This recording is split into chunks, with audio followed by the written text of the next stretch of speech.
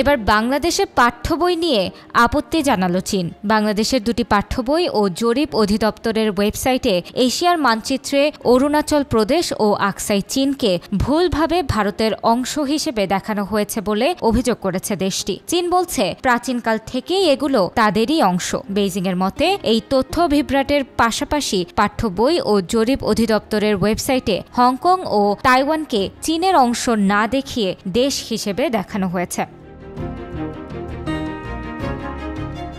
চীন গত নভেম্বরের শেষ সপ্তাহে বাংলাদেশকে পাঠ্য বই এবং জরিপ অধিদপ্তরের ওয়েবসাইটে দেওয়া মানচিত্র ও তথ্য সংশোধনের অনুরোধ জানিয়ে চিঠি দেয়। পরে দুই দেশের মধ্যে এই নিয়ে কথা হলে বাংলাদেশের অনুরোধে চীন এ নিয়ে চাপ না দেওয়ার সিদ্ধান্ত নিয়েছে। চীনের আপত্তি জানানোর পর পররাষ্ট্র মন্ত্রণালয় যোগাযোগ করে শিক্ষা মন্ত্রণালয় এবং জাতীয় শিক্ষাক্রম ও পাঠ্যপুস্তক বোর্ডের এনসিটিবির সঙ্গে। তখন এনসিটিবির পক্ষ থেকে মন্ত্রণালয়কে জানানো হয় এরই মধ্যে নতুন বই ছাপানোর প্রক্রিয়া শেষ হয়ে গেছে, ফলে এবার সংশোধনের কোনো সুযোগ নেই।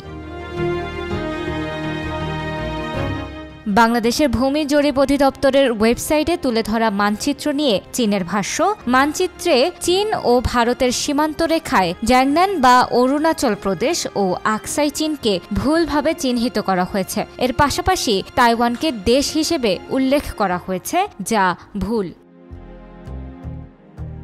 5ই আগস্টের পর বইয়ে কি থাকছে আর থাকছে না, মলাটে বদল ইত্যাদি বিষয় নিয়ে আলোচনা সমালোচনার ঝড় উঠে।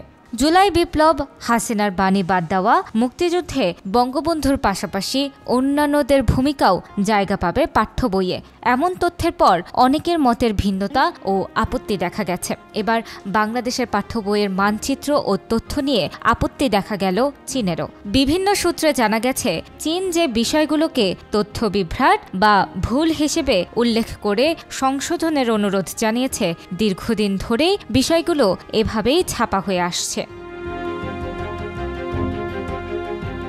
মূলত ছাত্র জনতার অভ্যুত্থানে 5 আগস্টের পরিবর্তিত রাজনৈতিক পরিস্থিতি এবং বাংলাদেশের সঙ্গে ভারতের সম্পর্কের চরম টানাপোড়েনের প্রেক্ষাপটে চীন বিষয়টিকে সামনে এনেছে বলে বিশ্লেষকরা মনে করেন।